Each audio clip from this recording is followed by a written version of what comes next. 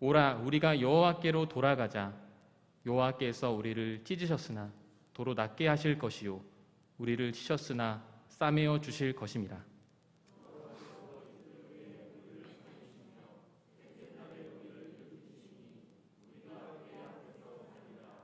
그러므로 우리가 여호와를 알자. 힘써 여호와를 알자. 그의 나타나심은 새벽빛같이 어김없나니 비와 같이 땅을 적시는 늦은 비와 같이 우리에게 임하시리라 하니라. 아멘. 돌아보는 것과 돌아가는 것이라는 제목으로 하나님 말씀을 전하겠습니다. 새해가 되기 전에는 누구나 한 해를 돌아보고 1월 1일 새해가 되면 이제 계획을 세우곤 합니다. 우리 성도님들은 어떠신가요? 한 해를 어떻게 잘 보내셨는지요? 아니면 후회가 막심한 그런 한 해를 보내셨나요? 새해가 시작되기 전에 2022년이 적힌 다이어리에 설레는 마음으로 한 해의 계획을 적을 때 우리는 다짐을 하곤 합니다. 건강을 위해서 운동을 해야지, 자기 개발을 위해서 언어를 배우고 독서를 해야지, 여러 가지 취미생활, 문화생활 해야지, 대외활동을 늘려야지 등등. 그러니까 작년보다 발전된 내가 되어야지 라고 생각을 합니다. 물론 그건 신앙적인 부분도 마찬가지일 겁니다. 기도 시간과 말씀 읽는 시간을 더 늘리고 하나님과의 더 뜨겁고 친밀한 교제를 하는 것이 우리에게 정말 한 해의 가장 소중한 계획 중에 하나일 겁니다. 그럼 우리는 여기서 또 한 가지를 생각해 보게 되는데요. 언제부터 우리가 과거를 되돌아보게 되었고, 그리고 언제부터 미래에 대한 다짐 같은 거를 할 수 있었을까요? 우리는 어린아이일 때를 이제 떠올려 보면 내가 반성했다는 사실을 자각하지 못할 뿐더러 내년에 내가 뭘 해야지? 라고 이제 생각하기 어려울 겁니다. 왜 그럴까요? 그저 부모님의 말에 따라서 옳고 그름에 대한 것들을 이제 계속해서 이제 학습할 뿐이지 계획을 세우지는 잘 않죠. 그저 부모님의 말에 따라서 옳고 그름에 대한 것들을 계속 학습할 뿐입니다. 그 다음에 아이는 점점점 이제 반성하는 방법들을 이제 학습하게 되죠. 그러니까 이 말은 아이 혹은 인간은 자신을 돌아보고 점차 자신을 발전시키는 방법을 태초에 누구한테서 배우게 되는 것입니까? 우리의 부모님이 되시는 하나님께 배우게 된다라는 이야기가 될 수도 있는 것이죠. 그것은 당연하게도 신앙적인 문제와 결부되어 있습니다. 이러한 원리를 오늘 우리 성도님들의 마음에 되새기시면서 오늘 말씀을 함께 본다면 유익이 있을 것이라고 생각합니다. 먼저 호세아서 1장 1절에는 여호와께 돌아가자라는 표현을 사용하고 있습니다. 이 말은 방향성에 대한 이야기이자 우리가 갖고 있는 관점의 변화를 촉구하고 있는 호세아의 절절한 호소이기도 합니다. 이 말씀이 쓰여졌던 배경을 생각하면 더욱 이 호소의 파괴력은 현 시대의 우리에게 강력하게 다가옵니다. 호세아가 어떤 인물이었는지를 정확히 알려진 바는 없지만 기록으로 보았을 때 그가 북이스라엘 여로보암 2세 시기에 활동한 것으로 추정할 수 있습니다. 무엇보다 중요한 건 호세아 시대에 어떤 일이 일어났는지에 대한 어떤 시대사적 맥락일 것입니다. 호세아 시기에는 아수르 세력이 크게 확장되었을 때였습니다. 이 확장은 당연하게도 주변 국가에 영향을 미치게 되었고, 그리고 이 시기에 이스라엘 왕이 4명이나 살해되는 그런 어떤 혼란스러운 상황이 가중되고 있던 것이었죠. 결국 사마리아가 점령되고 북이스라엘은 아수르에게 합병되어지는 그런 비참한 결과가 있게 됩니다. 이는 점차 어떠한 결과를 초래하게 되었을까요? 유일신을 섬기는 이스라엘 백성의 신앙에 더욱더 큰 타격을 얻게 됩니다. 호세아는 바알이라는 말을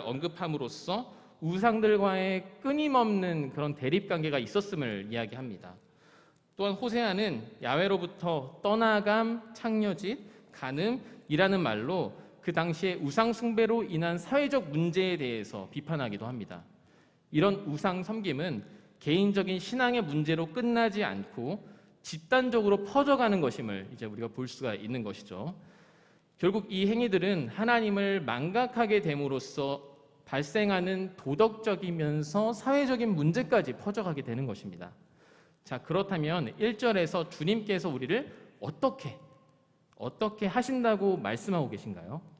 자, 한 목소리로 우리 다시 한번 더 호세아서 6장 1절 말씀을 다시 한번 같이 읽도록 하겠습니다. 시작. 보라, 우리가 여호와께 돌아가자.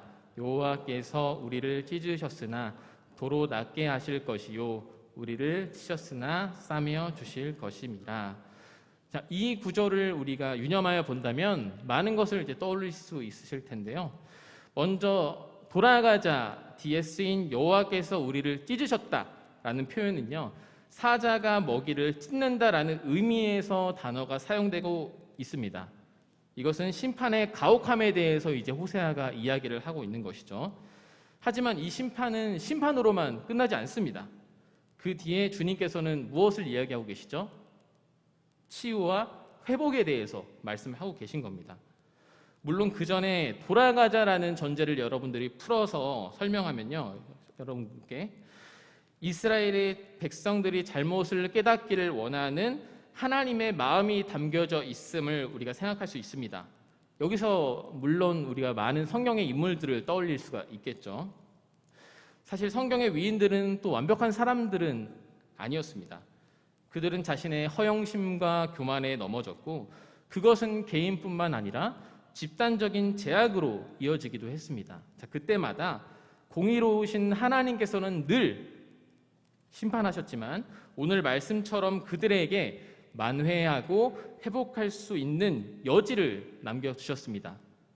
더 나아가서 이 말씀은 시대를 불문하고 저와 여러분들에게 계속되어지는 말씀이기도 합니다.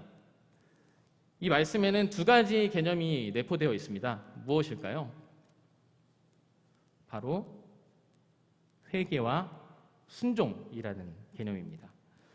돌아간다는 행위를 순종이라고 표현한다면 돌아보는 것은 또 어떻게 되겠죠? 네, 회개에 해당한다고 볼 수 있을 겁니다. 성경에서 회개는 선지자를 통해서 주로 이제 선포가 되죠. 그것은 결국 반복적으로 우리의 역사가 하나님께 죄를 범하고 돌아가는 것을 반복해 왔다라는 것을 의미하기도 합니다.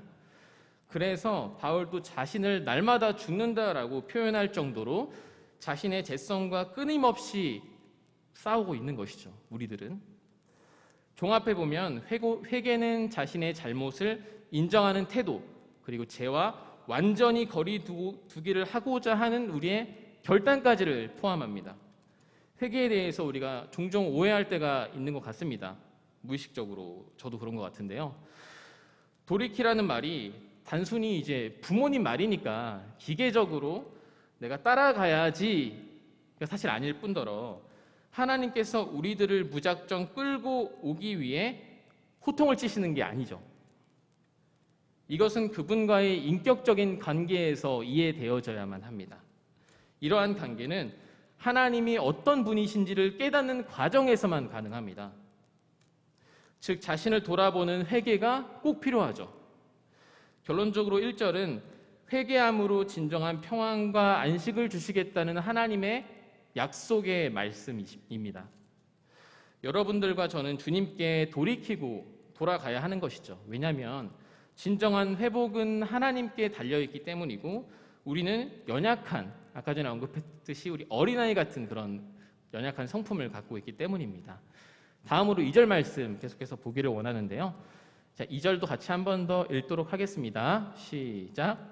여호와께서 이틀 후에 우리를 살리시며 셋째 날에 우리를 일으키시리니 우리가 그의 앞에서 살리라. 아멘. 이 말씀에서 날이라는 개념이 이제 두드러지게 나타나는데요. 그런 개념보다 우리가 더 주목해야 될 것은 그의 앞에서 우리가 산다라는 말입니다. 누구는 이제 애굽과 바벨론 포로기를 이틀로 생각하고요. 그리고 셋째 날의 의미를 주님의 부활을 상징하는 것으로 이야기하기도 합니다. 하지만 이를 뒷받침할 근거는 없다고 생각이 되어져요. 그러니까 무엇보다 이 말씀에서 우리는 하나님께 돌아가기만 하면 빠르게 아주 신속하게 치유해 주실 주님의 은혜를 생각해 볼 수 있을 겁니다. 그리고 하나님 앞에서 산다라는 말은 더 나아가서 영생을 얻는다는 이야기이기도 합니다. 그렇다면 영생은 무엇을 의미할까요? 단순히 영원히 사는 천국에 입성하는 것만을 뜻할까요? 보통은 그런 이미지가 있는 것 같습니다. 온갖 보석으로 치장되거나 자연 환경의 어떤 환상적인 그런 외적인 부분에서의 천국을 우리는 상상하기 쉽습니다. 그러나 더 유념해야 될 것은 이 말씀에서 앞에서라는 말입니다. 이는 바로 관계를 뜻하는 거죠. 하나님과의 온전한 관계가 성립하는 하나님 나라를 우리가 생각해 볼 수가 있습니다. 즉 하나님과 관계가 풍성한 장소, 그것은 현재형인 것뿐만 아니라 우리가 죽음 뒤에 먼 미래에 만나게 될 하나님에 대한 그런 미래형이기도 합니다. 우리는 그 복된 관계를 서로 함께 누림으로 영생을 얻게 되는 것이죠. 그런데 삶을 살다 보면은 이런 푸념들이 있는 것 같습니다. 내가 죽지 못해 살지 라는 말 어디선가 들어보시지 않으셨나요? 삶에서 불편하고 힘든 일이 생기면 차라리 사는 것보다 죽는 것이 낫다라는 심정이 불쑥불쑥 생기기 마련입니다. 죄송한 이야기지만 사실 이거 제가 부모님한테 들어봤던 얘기 같아요. 속썩일 때 사실 부모님과의 관계가 원만하면 이런 말을 할 필요도 없고 들을 필요도 없지만 자녀들은 매번 부모님과의 관계가 좀 어긋나게 되면 그런 이야기를 좀 하고 듣는 것 같아요. 그런 관계에서 부모님께서 그냥 너 차라리 나가 살아 라고 말씀하실 때 홧김에 가출해버렸던 제 어린 과거가 갑자기 생각이 나면서 아직도 부끄럽고 얼굴이 이제 화끈거리는데요.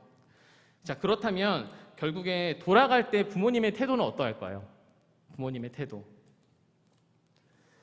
자녀들이 자신의 잘못을 인정하고 돌아올 때 부모님은 그것을 질책하기 이전에 자녀의 마음이 불편하진 않았는지 힘든지 않았는지 생각을 할 것이고, 그리고 집에 돌아오자마자 따뜻한 집밥을 차려줄 겁니다. 저는 그렇게 믿습니다. 이 이야기에서 우리는 어떤 비유를 떠올릴 수 있을까요? 탕자의 비유를 떠올릴 수 있을 겁니다. 탕자가 아버지의 유산을 가지고 세상에서 허랑방탕한 삶을 살아가다가 결국에 그 재산을 모두 탕진하지 않습니까? 다시 돌아가기가 참 민망했을 것 같아요. 탕자는 그래서 무거운 발걸음으로 집에 돌아갔을 것 같아요. 만약 여러분 다 부모님들이시지만 이런 자녀를 어떻게 하실 것 같으세요? 솔직히 만약에 저 같으면은 등짝을 때리고 정신 차리라고 호통을 쳤을 것만 같아요. 근데 인간적인 생각과는 다르게 아버지는 탕자를 환영하고 축제를 마련합니다. 언제든지 사실 우리는 탕자가 될 수 있는 것 같아요. 주님을 떠나서는 삶을 살아갈 수 없다는 사실을 발견하는 것에서 돌아가자라는 말, 오늘 말씀을 매 순간 기억해야 될 것입니다. 다음으로 3절을 한번 같이 읽어보겠습니다. 3절 시작. 그러므로 우리가 여호와를 알자, 힘써 여호와를 알자. 그의 나타나심은 새벽빛같이 어김없나니 비와 같이 땅을 적시는 늦은 비와 같이 우리에게 임하시리라 하니라. 이 말씀에서 딱 봐도 가장 핵심적인 부분은 무엇일까요? 알자라는 단어가 나올 것입니다. 힘써 알자라는 표현에서 힘써는요, 그 원어적인 표현에서 살펴보면은 그 전쟁을 하거나 누군가를 복수하는 의미에서 자주 사용됐던 단어입니다. 좀 공격적인 단어죠. 이와 같이 힘써라는 사전적 의미와 함께 쓰인 알자라는 건 어떻게 보면 그 당시의 상황 또한 우리가 반영을 하게 되는 것이죠. 그 시대의 상황을 이제 살펴본다면 호세아에 돌아가져라는 호소의 근본적인 원인은 바로 우상 숭배입니다. 현재 시대에 이 말씀을 적용하면 우리는 이 알자라는 단어를 단순히 하나님의 말씀을 아는 지식으로서의 수준으로만 적용할 수가 없을 것 같습니다. 당시 고대에는 우상을 섬기는 행위를 통해서 민족의 번영과 안정을 누리기를 원했습니다. 가령 출애굽기 32장에서 여러분들도 다 기억하시듯이 백성들이 모세를 기다리다가 산에서 내려오지 않자 자신들을 인도할 신으로 금송아지의 형상을 만든 것은 그 당시의 지역의 팽배한 가치관, 남성다움을 상징하는 소 숭배에 대한 그런 이유가 있었을 것입니다. 이 소가 그들을 지켜줄 것이라고 굳게 믿고 있었던 것이죠. 이런 우상들은 사실 스스로를 위한 소모품에 불과합니다. 우상이 우리에게 혜택을 지어주지 않는다는 생각이 들면 얼마든지 우상을 버리기도 하는 것이 인간이기 때문입니다. 이스라엘 백성들은 하나님이 어떤 분인지를 알고 있음에도 불구하고 너무나 안일하게 우상을 만들고 우상을 섬기는 것이 그렇게 죄라는 사실을 인식하지 못했습니다. 이것은 하나님을 안다라고 말할 수가 없는 행위인 것이죠. 호세아는 아는 것이 하나의 어떤 투쟁과 같다는 사실을 너무나도 잘 알고 있었던 것 같습니다. 그는 2번씩이나 3절에서 말을 합니다. 여호와를 알자, 힘써 여호와를 알자. 우상 숭배에서 돌이켜서 여호와를 알아야 된다라고 소리치고 있는 것입니다. 호세아의 말씀의 맥락에서 우리는 이런 문화적인 차원 그리고 사회적인 차원에서 변함없이 존재하는 우상을 제거하는 작업을 계속해서 해야 되겠죠. 자, 그렇다면 현대의 우상은 무엇일까요? 현대의 우상. 현대에 우리가 집에 금송아지 형상을 놓고 이제 섬기는 것이 아닐지라도 이것만 있으면 더 잘 살 수 있을 것이라고 생각하는 것들이 우리 무의식적으로 있을 거예요. 그것이 바로 우상입니다. 하나님도 섬기고 우상도 함께 섬겨도 이 세상에서 무리 없이 살아갈 수 있겠다라고 이제 생각하곤 합니다. 누구는 일이 될 수도 있을 거고요. 성공, 미디어, 어떤 이미지, 물질주의, 성, 그리고 돈이 될 수 있을 겁니다. 언제나 우리의 죄성 때문에 끊임없이 우상에 노출되고 있다는 사실을 기억하지 않는다면 우리는 매 순간 하나님을 겉으로만 아는 것으로 만족하게 될 것입니다. 어떤 사람들은 하나님을 알기 위해서 이제 성경을 한 100번을 읽었지만 도무지 하나님을 알 수 없다고 말하고 죽는 사람도 있어요. 성경을 많이 읽는 것은 그리스도인에게 굉장히 중요한 덕목이지만 하나님보다 나 자신이라는 우상을 섬기는 행위를 반대로 우리가 돌아보지 못한다면 그것은 이제 안다라고 하는 것과 거리가 먼 것이겠죠. 그리고 그 뒤에 구절은 우리 하나님의 성품을 우리가 눈여겨볼 수가 있습니다. 그의 나타내심이 새벽빛같이 어김없다라는 뜻은 하나님께서 자연 만물의 법칙을 아주 완벽하게 설계하신 것처럼 항상 틀림없이 그 약속을 지키신다는 신실하심에 대한 이야기인 것이죠. 그 신실하심에는 심판과 회복의 이야기가 동시에 담겨 있습니다. 반드시 하나님께서는요, 공평하게 죄를 짓는 사람을 심판해야 되고요, 돌아오는 자에게 인애와 사랑으로 환대해 주신다는 것을 계속해서 말하고 있습니다. 먼저는 우리는 부족하기 때문에 계속해서 하나님의 은혜가 필요함을 계속해서 구해야 되겠죠. 자, 그 다음에 비와 같이는 처음에 등장하는 비와 같이는요, 10월 초부터 2월 말 사이에 오는 겨울 비를 가리키고요. 땅을 적시는 늦은 비와 같이 해서 이 늦은 비는 추수하기 전 3, 4월 중에 내리는 봄비로서 곡물을 수확할 때 가장 중요한 비를 말합니다. 이 비는 하나님께서 믿는 백성들에게 하나님의 은혜와 풍요로움을 주신다는 사실을 말씀하는 거죠. 이 구절에는요, 다양한 마음들이 이제 교차를 합니다. 정말 하나님께서 하나님을 알을 통해 우리의 어려움을 정말 감당해 주실까? 라는 그런 의구심이 들 때가 있습니다. 그러나 하나님께서는 계속해서 말씀하십니다. 우리에게 광야 생활에서 끊임없이 만나를 춥거나 더울 때 불기둥과 구름기둥으로 이스라엘을 이끌었던 나를 너희는 기억하지 않느냐? 라고 말씀하십니다. 우리는 이 시대가 정답이라고 말하는 어떤 보편적이고 규범적인 규칙이 우리의 신앙에 과연 어떤 영향을 줄지를 생각해 봐야 됩니다. 하나님께서는 끊임없이 우리의 모든 것을 책임져 주신다고 말씀하시는데 우리는 그것을 믿지 못할 때가 참 많죠. 돌아가서 오늘 말씀 제목을 다시 한 번 더 생각해 봤으면 좋겠습니다. 돌아보는 것과 돌아가는 것. 다시 한번 저와 그리고 우리 성도 여러분들께 여쭙고 싶습니다. 우리가 무엇을 돌아보고 돌아가야 할까요? 제가 서두에 재성을 갖고 있는 우리 모두는 계속해서 돌이키는 회개를 거듭해야 되고 돌아가는 행위인 하나님 말씀에 순종하는 그 마음이 중요하다고 말했습니다. 우리는 그 길을 걸으면서 당연하게도 많은 시행착오를 거듭할 것입니다. 어린 아이가 장성한 어른이 되기까지 그 과정처럼 말이죠. 그 과정에서 우리는 넘어지고 또 넘어지고 낙심하고 무너져서 하나님께 불만과 불평을 쏟아낼지도 모르겠습니다. 돌아보면 돌아볼수록 사실 나의 행동에 대한 부끄러움 때문에 내가 돌아가는 게 맞아? 라는 어떤 그런 용기도 잃을 때가 있을 것입니다. 그때마다 우리는 생각해 봐야 돼요. 인간의 몸을 입고 이 모든 것을 완벽하게 수행하신 그 예수님을 우리가 떠올려 봤으면 좋겠습니다. 예수님의 삶을 돌아보면 우리는 정답을 찾을 수가 있습니다.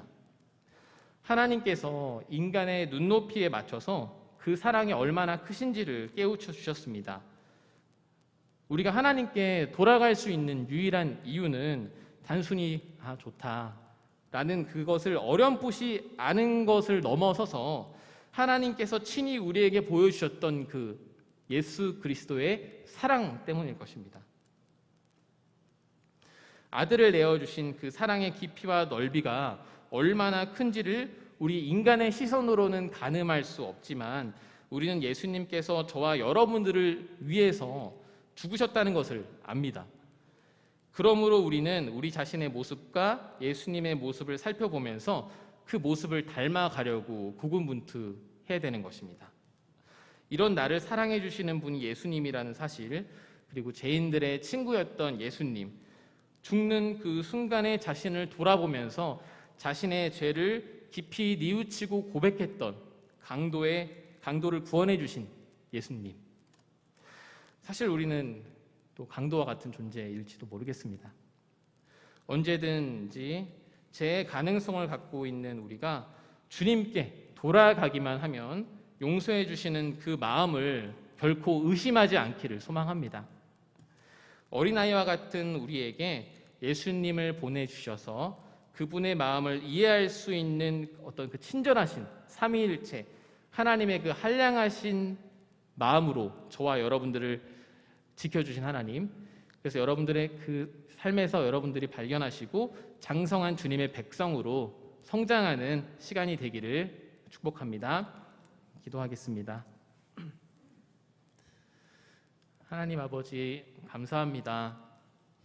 이 자리에 함께 모여서 찬양 부르며 기도하고 말씀을 들었습니다. 주님께서 굳건하게 우리의 마음을 붙잡아 주시기를 원합니다. 세상이 정해놓은 보편적이고 규범적인 규칙이 너무나 강력하게 느껴져서 그것을 우리가 받아들이지 않고는 살아갈 수 없다라고 느낄 때가 종종 있습니다.